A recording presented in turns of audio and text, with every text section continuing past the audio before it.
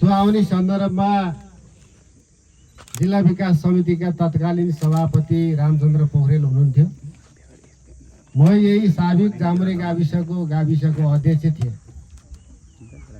अनि उहाँले भन्नुभयो, बालकृष्णजी, त्यहाँ मनोबाङको डाँडोमा त्यहाँका आमा समूहहरूले आफैले पैसा उठाएर एउटा ठाँटी बनाउनु भएको रहेछ, त्यो उद्घाटन पनि गर्न पर्यो र सँगसँगै थर्बुभन्दा पारी एउटा स्कुलको पनि शिलान्यास गर्नु पर्यो।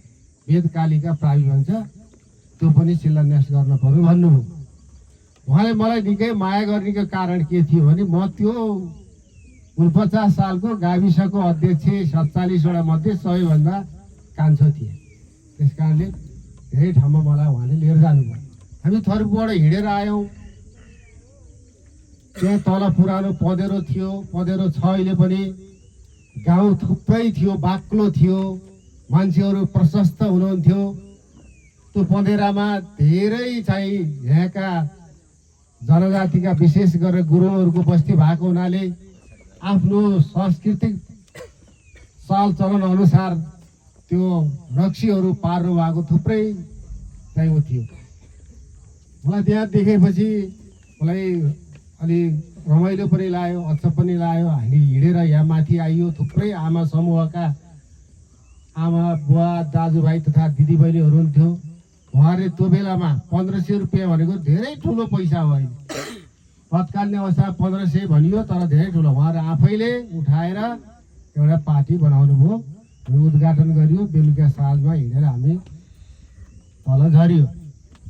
त्यसकारण त्यही बेलामा उद्घाटनको कुरामा हाम्रो पोखरेल सर, रामचन्द्र पोखरेल सर चाहिँ पत्रकारिता क्षेत्रमा राष्ट्रिय स्तरको पत्रकार हो। उहाँ धेरै साथीहरूलाई, पत्रकार साथीहरूलाई थाहा छ होला भन्ने लाग्छ। उहाँले राष्ट्रिय पत्रकारिता, राष्ट्रिय अन्तर्राष्ट्रिय खोजहरू, लेखहरू, पत्रकारिताहरू गर्नुहुन्थ्यो। र उहाँलाई त्यत्तिकै प्राकृतिक रूपमा सौन्दर्यको कुरा र आफूलाई त्यत्तिकै रुचि हुन्थ्यो। अनि त्यही बेलामा उहाँले भन्नु, बालकृष्णजी, यो ठाउँ चाहिँ हाम्रो यो क्षेत्रको चाहिँ खास गरेर यो क्षेत्रको असाध्यै रमणीय प्राकृतिक स्थल छ र यसको चाहिँ विकास गर्न असाध्यै उपयुक्त क्षेत्र छ भन्नुभएको थियो। मैले त्यो आजै जस्तो लाग्छ। एउटा त्यो पक्ष छ। अर्को, हाम्रो जनताको मुक्तिको लागि, प्रजातन्त्रको लागि तत्कालीन अवस्थामा तत्कालीन राज्य सत्ताको विरुद्धमा आन्दोलन गरेर हामीले यो ठाउँबाट हिँडेका एकजना हाम्रो यहीँको बासिन्दा जो शहीद हुनुभयो, त्यो पनि भूमि हो, लालदोज गुरुङ। त्यसकारण यो सामाजिक मुक्ति अभियानको पनि क्षेत्र हो। त्यसकारण त्यसरी पनि सामाजिक विकासको, सामाजिक प्रगतिको, जनताको मुक्तिको लागि पवित्र भूमि हो। त्यसकारण त्यो पनि, त्यसको माध्यमबाट पनि यसको विकास गर्न सकिन्छ भन्ने कुराहरू छ। अर्को कुरा, हाम्रो मेघदे गाउँपालिकामा सबैभन्दा अल्को ठाउँ यही हो। अहिले साथी प्रेम प्रकाशजीले भन्नुभयो 938 देखि 40 भन्नुभयो। हामीले पनि एकचोटि टेस्ट गरेका थियौँ। लगभग त्यो चाहिँ त्यो माथिको त्यो थुमको चाहिँ 1090 को हाराहारीमा छ र मेघदे गाउँपालिकाको सबैभन्दा अल्को चुचुरोको रूपमा पनि यो अहिले चाहिँ स्थापित भएको छ। त्यसकारण मेघदेको चाहिँ सबैभन्दा अल्को ठाउँ कुन हो भन्दा पनि यसले त्यो पनि पहिचान यसको छ। र अरू थुप्रै यहाँ चाहिँ वरपर चाहिँ हिजोका इतिहास बोकेका त्यो पौराणिक कालदेखि तपाईँहरूले राम राज्य, राम कुवा भन्ने छ एउटा, त्यो कहिलेको हो तपाईँ आफै कल्पना गर्नु। रामहरू वनवास जाँदाखेरि त्यही बाटो हिँडेर त्यही कुवाको पानी खाएको भन्ने सुनिया छ। त्यो कहिलेको हो त्यो जानिँदैन।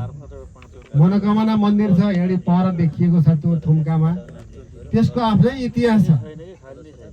हाम्रो चाहिँ गोर्खाको मनोकामना मन्दिरको जस्तै त्यसको पनि आफ्नो इतिहास छ। अर्को त्यसको उता तलपट्टि हाम्रो एउटा राम कुवा भन्ने छ, खास के अरे बालादेवीको मन्दिर भन्ने छ। त्यो मन्दिरमा चाहिँ खास गरेर हाम्रो बाल बच्चाहरू बालहरू चाहिँ त्यो रोग निक्ल्यो भने बाल व्यथा लाग्यो भने त्यहाँ पूजा गरेपछि त्यो व्यथा सन्चो हुन्छ भन्ने आत्मा त्यो विश्वास छ। त्यसकारण त्यो धेरै टाढा टाढाबाट अरू जिल्लाबाट गोर्खातिर लमजुङतिर कास्कीतिर थुप्रो मान्छेहरू त्यहाँ पूजा गर्न आउनुहुन्छ। थुप्रै यो एरियाको थुप्रै चाहिँ धार्मिक रूपले पर्यटकीय रूपले अनि सामाजिक परिवर्तनको रूपले पनि यो ठाउँको विकास गर्न सकिन्छ भन्ने हामीलाई लाग्छ। अब यो ठाउँ अब हाम्रो बुद्धिले कति भेट्यो भेटेन, कति गर्न सकियो सकिएन। अब यही ठाउँ जो अहिले हामी बसेको छौँ यहाँ ढुङ्गाको दुईटा थुप्रा थिए। हामीले के सल्लाह गऱ्यौँ यसलाई पनि मोडिफाई गर्न पर्यो, केही बस्ने ठाउँ बनाउन पर्यो। जस्तै त्यही पनि त्यो माथि पनि उक्लिने ठाउँै थिएन, 4 खुट्टाले टेकेर बल्ल बल्ल बल्ल उब्रिएर गएको त्यो ठाउँ। अब यसलाई विकास गर्न पर्यो, एउटा सम्भाव्य यसो मान्छे बस्ने पर्यो भनेर हामीले नै आफैले वडाले गाउँपालिकाले सङ्घ प्रदेश सरकारले विभिन्न चाहिँ हामीले योजनाहरू बनायौँ, अगाडि बढायौँ र यतिको ठाउँमा चाहिँ यतिकोसम्म हामीले पुर्याएका छौँ।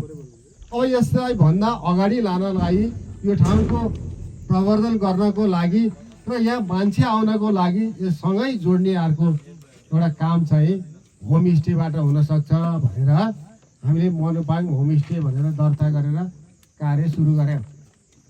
अब अघि धेरै साथीहरूले सुझाव दिनुभएको छ पत्रकारज्यूहरूले, त्यसको लागि व्यक्ति गाउँपालिका र मेरो